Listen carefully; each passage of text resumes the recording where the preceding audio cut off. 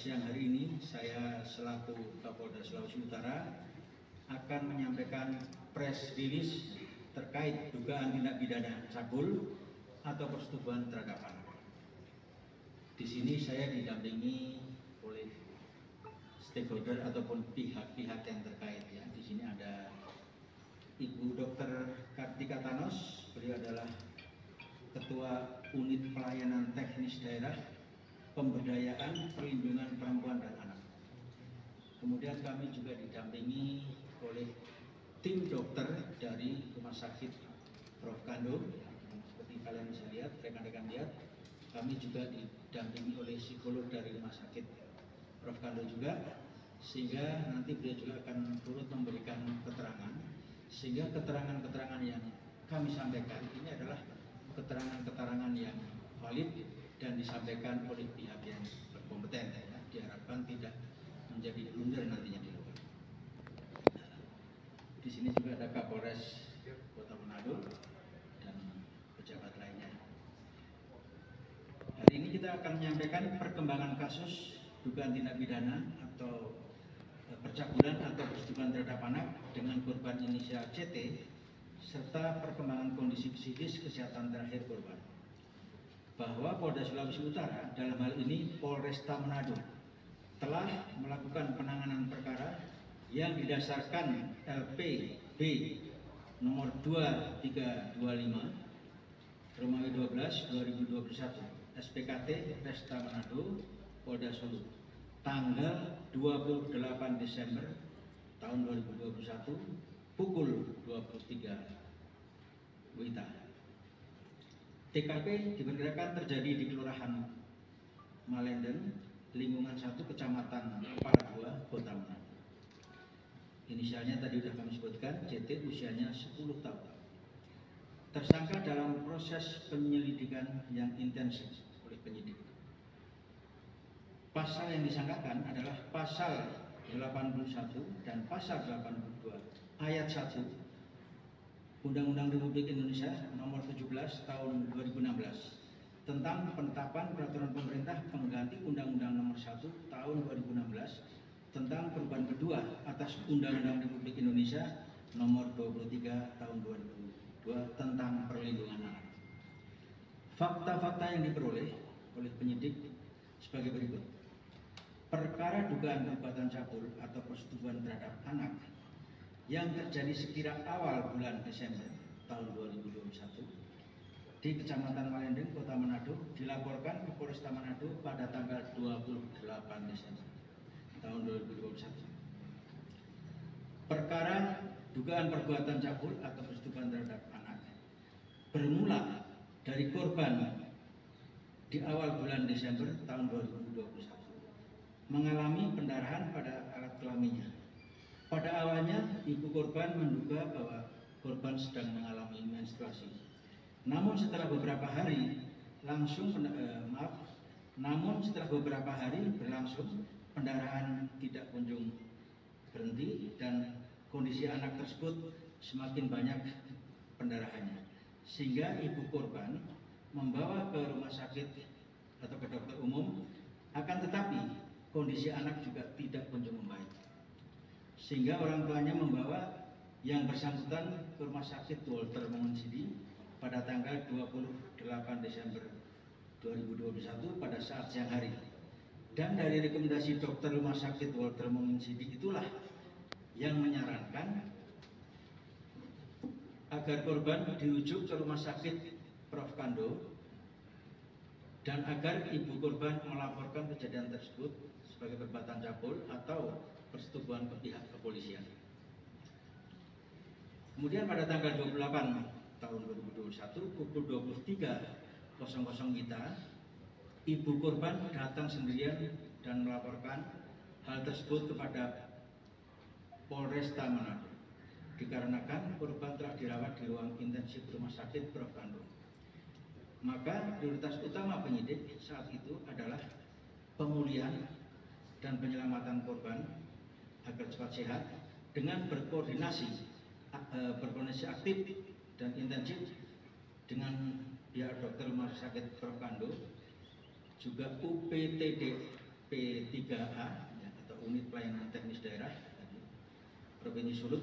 Di samping itu, penyidik juga melakukan serangkaian upaya-upaya penyelidikan untuk menindaklanjuti perkara tersebut. Yang telah penyidik lakukan, yang pertama, berkoordinasi dengan UPTD P3A yang tadi sudah kami sebut, yaitu singkatan Unit Pelaksana Teknis Daerah Pemberdayaan Perempuan dan Perlindungan Anak Provinsi Sulut, yang di dalamnya terdapat unsur ada psikolog, kemudian ahli hukum, rohaniawan, serta secara intensif berkoordinasi dengan tim dokter Rumah Sakit Prof. Kandung. Dan untuk hal-hal lebih lanjut nanti secara detail akan disampaikan oleh beliau-beliau yang berkompeten. Kemudian yang kedua, melakukan penyelidikan dengan meminta keterangan dari beberapa orang, termasuk orang terdekat korban, beberapa dokter termasuk tetangga korban, dan perlu saya jelaskan di sini sudah ada 14 saksi yang sudah kami ambil keterangannya. Untuk kasusnya sendiri telah dinaikkan ke tahap penyidikan berdasarkan alat bukti visum et repertum dan keterangan ahli atau dari dokter forensik sesuai pasal 184 KUHP. Terkait dengan isu pelaku bagaimana yang beredar di media sosial, penyidik telah mengambil keterangan kepada yang bersangkutan dan masih perlu pendalaman lebih lanjut untuk membuktikan sesuai dengan pasal 184 KUHP. Di samping itu, penyidik tetap memprofiling kemungkinan adanya potensi pelaku selain yang beredar di media sosial. Untuk menetapkan tersangka, kronologis kejadian, juga modus operandi, serta mens reanya ataupun niat jahat si pelaku, penyidik masih berupaya keras untuk mengumpulkan alat bukti guna membuat terang tindak pidana yang terjadi.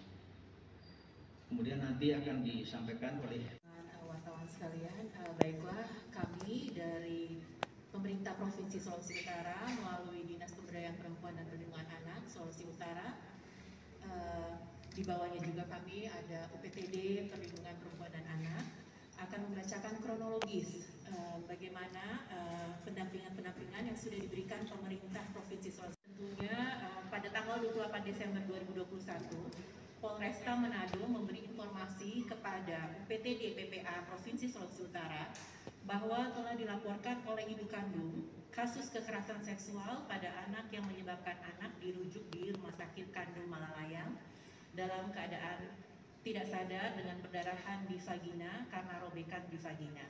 Tapi anak belum bisa dikunjungi karena masih dalam perawatan di ruangan intensif. Kemudian pada tanggal 3 Januari 2022, tim dari UPTD Perlindungan Perempuan dan Anak Provinsi Sulawesi Utara bersama dengan Polresta Manado melakukan penjangkauan dan memantau keadaan korban di Irinae, ruangan PICU Rumah Sakit Kandung. Tim IPTD PPA Provinsi Sulawesi Utara bertemu dengan keluarga dan korban, dan kami menjelaskan layanan yang akan diberikan oleh pemerintah Provinsi Sulawesi Utara melalui Dinas Pemberdayaan Perempuan dan Perlindungan Anak oleh UPTD PPA, yaitu yang pertama tentunya kami memberikan layanan pendampingan psikolog untuk korban dan keluarga yang saat ini juga hadir, psikolog Ibu Hana Monare PSI. Kemudian juga kami memberikan layanan bantuan hukum oleh Ibu Citra Tangtuduk SH, ya.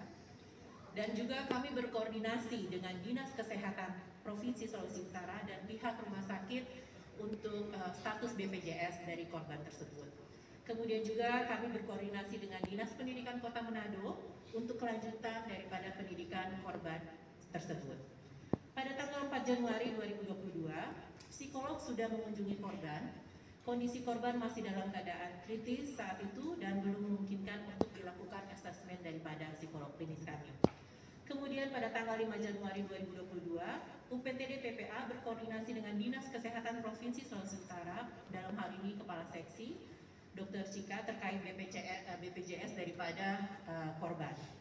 Kemudian tanggal 6 Januari 2022, UPTD PPA berkoordinasi juga dengan Dinas Pendidikan Kota Manado, dalam hal ini Kepala Bidang SD dan SMP terkait dari pendidikan korban itu sendiri. Dan tanggal 11 Januari 2022, UPTD PPA menerima laporan dari ayah kandung korban Pihak UPTD juga sudah menjelaskan kepada ayah kandung korban mengenai layanan yang diberikan oleh pemerintah Provinsi Sulawesi Utara melalui UPTD PPA. Dan pada tanggal 11 Januari 2022, Kepala UPTD PPA mengeluarkan surat tugas nomor 094 garing UPTD PPA garing 05 garing 2022 kepada psikolog Ibu Hana Monare untuk melakukan penanganan psikolog lanjutan. Tanggal 12 Januari 2022, psikolog UPTD PPA melakukan kunjungan penanganan psikolog di ruangan Irina E atas. Pada tanggal 15 Januari, psikolog UPTD PPA melakukan kembali kunjungan penanganan psikolog di ruangan Irina E atas. Dan pada tanggal 17 Januari, psikolog UPTD PPA melakukan kunjungan penanganan psikolog di Irina E atas kembali. Dan tanggal 18 Januari 2022, saya sebagai Kepala Dinas Pemberdayaan Perempuan dan Perlindungan Anak Daerah Provinsi Sulawesi Utara langsung mengunjungi korban di ruangan Irina E atas, Rumah Sakit Kando, dan bertemu langsung dengan ibu korban, dengan bapak korban, dan keluarga korban yang ada, dan korban itu sendiri. Kemudian kami berdiskusi dengan tim medis dan manajemen yang menangani korban, dan kemudian juga tim dari UPTD PPA Provinsi Sulut. Dalam hal ini, psikolog pendamping hukum, Kepala UPTD dan Kasih Pengaduan melakukan asesmen kepada ibu korban dalam hal menjelaskan kondisi korban serta penanganan lebih lanjut baik dari aspek hukum maupun tindakan medis yang hasilnya ibu korban memahami namun masih berdiskusi dengan keluarga untuk menindaklanjuti pemeriksaan lanjutan daripada tim medis. Pada tanggal 19 Januari, unit PPA Polres Manado berkoordinasi dengan UPTD PPA Provinsi Sulawesi Utara untuk kembali melakukan asesmen kepada keluarga korban. Dalam hal ini, Kasih Pengaduan UPTD, advokat dan psikolog, dan hasilnya keluarga dalam hal ini ibu korban menyetujui untuk melakukan penanganan lebih lanjut, dan hari itu juga klien dipindahkan ke ruangan Estella. Terus berkoordinasi dengan pihak Polda dan Polresta Manado dalam penanganan kasus anak CS ini. Seperti itu, terima kasih. Kapolda, Ibu Dr. Devi, UPTD PPA. Dari tim medis kami bisa melaporkan bahwa seperti yang disampaikan, kami menerima dari Rumah Sakit Kandong seorang pasien yang pada tahap awal sudah kami tangani sesuai dengan langkah-langkah yang dalam ilmu kedokteran, yaitu kami menangani dulu kondisi gawat darurat yang ada pada anak tersebut. Jadi segala kegawat daruratan ditangani. Sekitar 10 hari anak tersebut berada pada unit perawatan intensif, dan bersyukur bahwa dia sudah bisa lewat pada saat itu kondisi kritisnya. Itu dari pihak rumah sakit juga kami melakukan pemeriksaan ke arah kemungkinan penyebab dari kondisi yang dihadapi anak tersebut, yaitu kami menemukan bahwa dia mengalami gejala lebam-lebam yang begitu banyak pada tubuhnya, serta perdarahan dari alat kelaminnya. Kami juga menemukan bahwa dia mengalami kelumpuhan pada tubuh sebelah kiri yang pada pemeriksaan radiologis CT scan kepala itu terdapat tanda-tanda perdarahan di bagian otak sebelah kanan. Kami melakukan pemeriksaan tersebut, dan akhirnya terdapat kondisi medis yang juga cukup serius pada anak tersebut, pada anak ini, yaitu dugaan mengalami leukemia.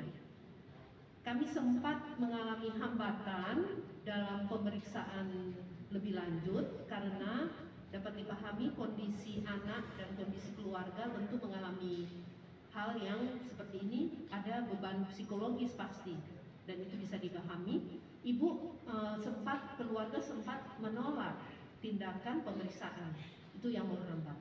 Tapi untung sudah ada pendampingan, ada perbaikan. Ibu sudah setuju, dan kemarin sudah dilakukan pemeriksaan ke arah membuktikan bahwa anak ini mengalami leukemia, dan juga untuk menentukan jenis-jenis leukemianya agar supaya pengobatan bisa dilakukan dengan lebih tepat. Saat ini kondisi anak tersebut sementara kami rawat di ruangan Estella seperti tadi sudah disampaikan, kondisinya masih cukup serius, bukan bisa dibilang ini penyakit ringan karena perdarahan yang dialami itu walaupun sudah ditransfusi tetap komponen-komponen darahnya itu naik turun karena kita tahu leukemia itu ada kondisi dia kurang bisa memproduksi sendiri. Jadi dengan pemberian transfusi sempat naik, bisa dilakukan tindakan, tapi naik turun sehingga tetap kami rawat dan mudah-mudahan untuk kondisi leukemianya ini bisa segera mendapat kepastian sehingga bisa dilakukan penanganan lebih tepat lagi. Untuk masalah kekerasan seksualnya sendiri, dugaan kekerasan seksual itu tentu saja kami serahkan kepada pihak yang berkompeten untuk bisa membuktikan segala kejadiannya. Memang ditemukan adanya robekan pada selaput darah, tapi mengenai urutan kejadiannya dan siapa pelakunya itu kami serahkan kepada pihak yang berkompeten, dalam hal ini kepolisian, untuk bisa membuktikan dan untuk mencari siapa sebenarnya pelakunya. Mungkin itu yang bisa dialami oleh anak inisial CT itu dapat mempengaruhi kondisi psikologisnya, dan juga dampak psikologis itu bukan hanya pada anak tersebut tapi juga pada orang tua. Bagaimana untuk membuktikan siapakah yang terlibat dalam kasus ini, kami, khususnya saya dengan tim juga sementara dalam mempersiapkan mental anak dan terutama kondisi medis anak untuk memberikan kesaksian. Demikian laporan. Pihak-pihak yang berkompeten dan legitimate ya tentunya. Barangkali ada pertanyaan-pertanyaan dari rekan-rekan wartawan. Ya, Pak Kapolda Beki dari RRI, Pak. Tadi belum disebut terduga tersangkanya atau mungkin dari saksi-saksi yang diperiksa apa sudah ada yang menjurus ke tersangka, karena dari penjelasan tadi memang sudah jelas kasus ini ada pelakunya, Pak Kapolda. Pelakunya masih dalam penyelidikan secara intensif dan terus-menerus dilakukan. Sampai saat ini belum menjurus kepada siapa orangnya, karena kita harus bisa membuktikan kapan kejadiannya, bagaimana cara melakukan, apa niat yang diharapkan oleh pelaku dan lain-lain petunjuk yang mendukungnya. Melaporkan diduga ada dua nama yang sudah dilaporkan. Nah, belajar dari kasus seperti ini itu dilakukan oleh orang-orang terdekat dari korban. Sejauh mana periksa 11 ini apakah orang serumah atau orang yang berada atau unsur lain. Kemudian dari hasil visum apakah bisa Mohon izin Bapak Kapolda, rekan-rekan sekalian. Yang pertama perlu saya luruskan bahwa kami dari Polresta Manado bukan memeriksa 11 saja, tetapi kita sudah memeriksa 14 orang yang terdiri dari ada beberapa dokter, kemudian ada juga tetangga rumahnya, kemudian ada juga pihak-pihak lain yang ada kaitannya dengan tindak pidana yang terjadi. Kemudian tadi disebutkan juga bahwa ada yang terduga berdasarkan Facebook disampaikan bahwa inilah orangnya. Orangnya ada 2 orang, sudah kita panggil, sudah kita periksa. Memang berdasarkan hasil pemeriksaan kita melihat bahwa yang bersangkutan secara penunjukan itu bisa ditunjuk saja.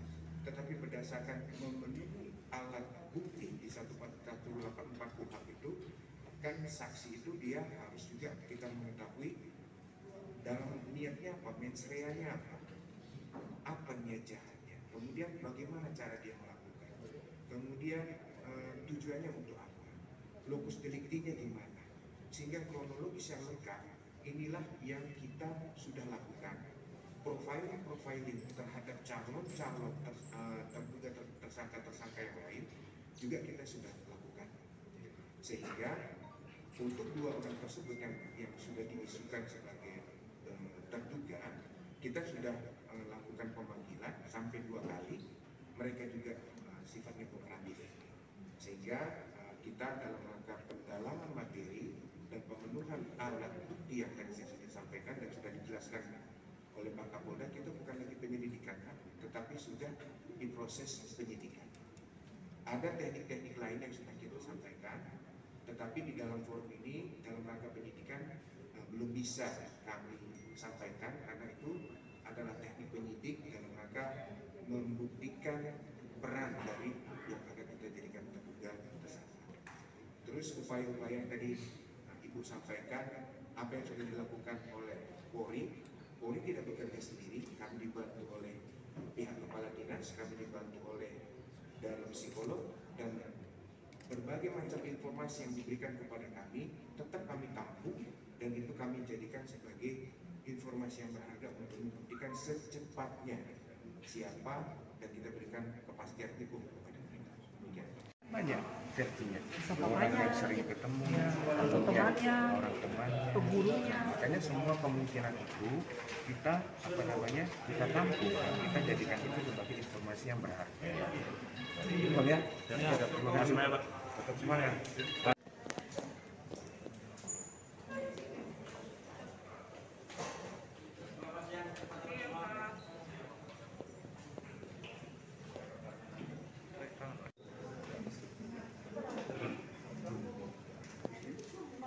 Yang Ibu Kadis, yang cantik.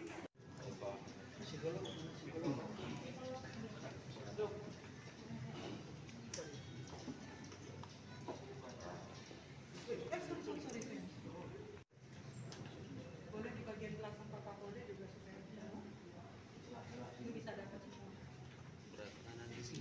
Boleh ke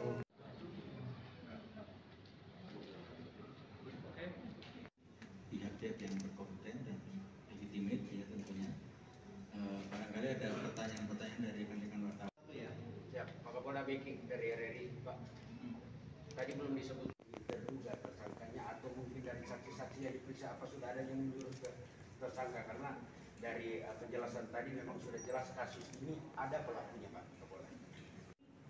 melaporkan ada diduga ada dua nama yang sudah dilaporkan. Nah, belajar dari kasus seperti ini, itu dilakukan oleh orang-orang terdekat dari korban. Sejauh mana periksa, 11 ini apakah orang serumah atau orang yang berada atau unsur lain. Kemudian dari hasil visum, apakah bisa Desember waktu pasien di gawat darurat. dokter serta rumah Estella yang menjadi tempat dari korban sendiri, karena sejauh ini tersangka kan belum ditemui. Terima kasih. Kita mengerjakan dan itu sangat dikontrol oleh pimpinan yang ada di Polri. Itu bentuk yang kelumpuhan setengah itu apakah karena benturan atau karena memang dia leukemia ya? Kondisi leukemia itu bisa membuat benturan yang pada Hari ini kita akan menyampaikan perkembangan kasus dugaan tindak pidana atau percabulan atau persetubuhan terhadap anak dengan korban inisial CT serta perkembangan kondisi psikis kesehatan terakhir korban. Bahwa Polda Sulawesi Utara dalam hal ini Polresta Manado telah melakukan penanganan perkara yang didasarkan LPB nomor 2325 Romawi 12 2021 SPKT Resta Manado Polda Sulu tanggal 28 Desember tahun 2021 pukul 23 WITA. TKP diperkirakan terjadi di Kelurahan Malenden, lingkungan 1, Kecamatan Paratua, Kota Manado. Inisialnya tadi sudah kami sebutkan, CT usianya 10 tahun. Tersangka dalam proses penyelidikan yang intensif oleh penyidik. Pasal yang disangkakan adalah pasal 81 dan pasal 82 ayat 1 Undang-Undang Republik Indonesia nomor 17 tahun 2016 tentang penetapan peraturan pemerintah pengganti Undang-Undang nomor 1 tahun 2016 tentang perubahan kedua atas Undang-Undang Republik Indonesia nomor 23 tahun 2002 tentang perlindungan anak. Fakta-fakta yang diperoleh oleh penyidik sebagai berikut. perkara dugaan perbuatan cabul atau persetubuhan terhadap anak yang terjadi sekira awal bulan Desember tahun 2021 di Kecamatan Malendeng, Kota Manado dilaporkan ke Polresta Manado pada tanggal 28 Desember tahun 2021. Perkara dugaan perbuatan cabul atau persetubuhan terhadap anak bermula dari korban di awal bulan Desember tahun 2021 mengalami pendarahan pada alat kelaminnya. Pada awalnya ibu korban menduga bahwa korban sedang mengalami menstruasi. Namun setelah beberapa hari berlangsung pendarahan tidak kunjung berhenti dan kondisi anak tersebut semakin banyak pendarahannya, sehingga ibu korban membawa ke rumah sakit atau ke dokter umum. Akan tetapi kondisi anak juga tidak kunjung membaik, sehingga orang tuanya membawa yang bersangkutan ke rumah sakit Walter Mangunsidi pada tanggal 28 Desember 2021 pada saat siang hari. Dan dari rekomendasi dokter rumah sakit Walter Mangunsidi itulah yang menyarankan agar korban dirujuk ke rumah sakit Prof. Kando dan agar ibu korban melaporkan kejadian tersebut sebagai perbuatan cabul atau persetubuhan ke pihak kepolisian. Dan tanggal 18 Januari 2022, saya sebagai Kepala Dinas Pemberdayaan Perempuan dan Perlindungan Anak Daerah Provinsi Sulawesi Utara langsung mengunjungi korban di ruangan Irina E atas Rumah Sakit Kando dan bertemu langsung dengan ibu korban, dengan bapak korban dan keluarga korban yang ada dan korban itu sendiri.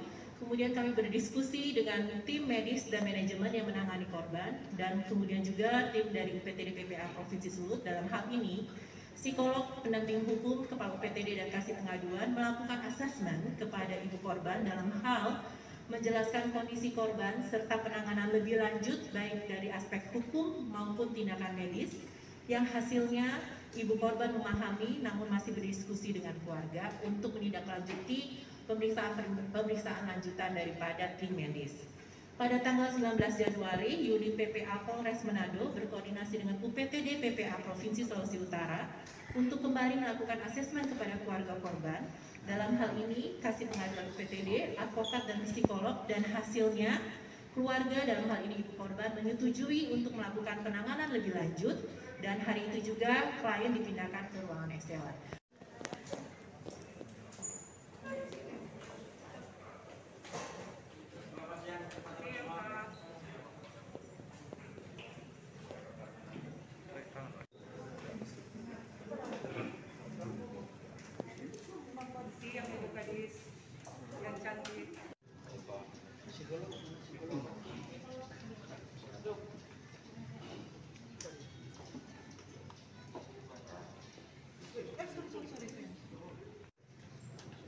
Boleh di bagian belakang Pak Kapolda juga supaya ini bisa dapat semua.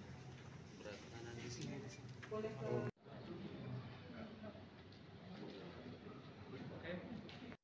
pihak-pihak yang berkompeten dan legitimate ya tentunya. Barangkali ada pertanyaan-pertanyaan dari rekan-rekan wartawan. Ya, Pak Kapolda Baking dari RRI, Pak. Tadi belum disebut terduga tersangkanya atau mungkin dari saksi-saksi yang diperiksa apa sudah ada yang menjurus ke tersangka, karena dari penjelasan tadi memang sudah jelas kasus ini ada pelakunya, Pak Kapolda.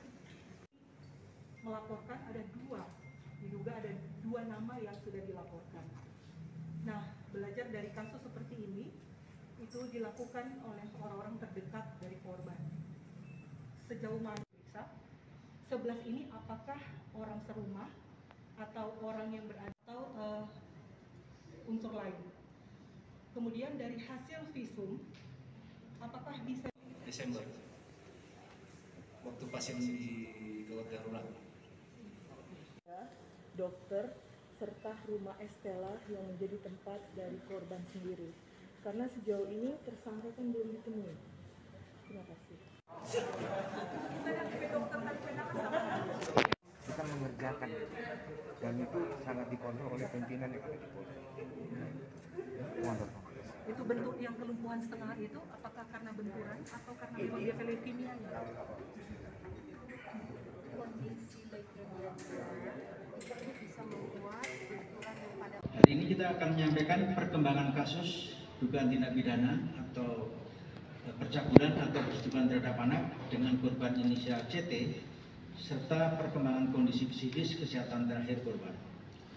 Bahwa Polda Sulawesi Utara dalam hal ini Polresta Manado telah melakukan penanganan perkara yang didasarkan LPB nomor 2325 Romawi 12 2021 SPKT Resta Manado Polda Sulu tanggal 28 Desember tahun 2021 pukul 23 WITA. TKP diperkirakan terjadi di Kelurahan Malenden, lingkungan 1 Kecamatan Palagua, Kota Manado. Inisialnya tadi sudah kami sebutkan, CT usianya 10 tahun. Tersangka dalam proses penyelidikan yang intensif oleh penyidik. Pasal yang disangkakan adalah pasal 81 dan pasal 82 ayat 1 Undang-Undang Republik Indonesia nomor 17 tahun 2016 tentang penetapan peraturan pemerintah pengganti Undang-Undang nomor 1 tahun 2016 tentang perubahan kedua atas Undang-Undang Republik Indonesia nomor 23 tahun 2002 tentang perlindungan anak. Fakta-fakta yang diperoleh oleh penyidik sebagai berikut. Perkara dugaan perbuatan cabul atau persetubuhan terhadap anak yang terjadi sekira awal bulan Desember tahun 2021 di Kecamatan Malenden, Kota Manado dilaporkan ke Polresta Manado pada tanggal 28 Desember tahun 2021. Perkara dugaan perbuatan cabul atau persetubuhan terhadap anak bermula dari korban di awal bulan Desember tahun 2021 mengalami pendarahan pada alat kelaminnya. Pada awalnya ibu korban menduga bahwa korban sedang mengalami menstruasi. Namun setelah beberapa hari berlangsung pendarahan tidak kunjung berhenti dan kondisi anak tersebut semakin banyak pendarahannya. Sehingga ibu korban membawa ke rumah sakit atau ke dokter umum, akan tetapi kondisi anak juga tidak kunjung membaik. Sehingga orang tuanya membawa yang bersangkutan ke rumah sakit Walter Monginsidi pada tanggal 28 Desember 2021 pada saat siang hari. Dan dari rekomendasi dokter rumah sakit Walter Monginsidi itulah yang menyarankan agar korban dirujuk ke rumah sakit Prof. Kando dan agar ibu korban melaporkan kejadian tersebut sebagai perbuatan cabul atau persetubuhan ke pihak kepolisian. Dan tanggal 18 Januari 2022, saya sebagai Kepala Dinas Pemberdayaan Perempuan dan Perlindungan Anak Daerah Provinsi Sulawesi Utara langsung mengunjungi korban di ruangan Irina E atas, Rumah Sakit Kando, dan bertemu langsung dengan ibu korban, dengan bapak korban dan keluarga korban yang ada dan korban itu sendiri. Kemudian kami berdiskusi dengan tim medis dan manajemen yang menangani korban, dan kemudian juga tim dari UPTD PPA Provinsi Sulut. Dalam hal ini, psikolog pendamping hukum Kepala UPTD dan Kasih Pengaduan melakukan asesmen kepada ibu korban dalam hal menjelaskan kondisi korban serta penanganan lebih lanjut baik dari aspek hukum maupun tindakan medis, yang hasilnya ibu korban memahami namun masih berdiskusi dengan keluarga untuk menindaklanjuti pemeriksaan lanjutan daripada tim medis. Pada tanggal 19 Januari, Unit PPA Polres Manado berkoordinasi dengan UPTD PPA Provinsi Sulawesi Utara untuk kembali melakukan asesmen kepada keluarga korban. Dalam hal ini, Kasih Pengaduan UPTD, advokat dan psikolog, dan hasilnya keluarga dalam hal ini ibu korban menyetujui untuk melakukan penanganan lebih lanjut, dan hari itu juga klien dipindahkan ke ruangan eksternal.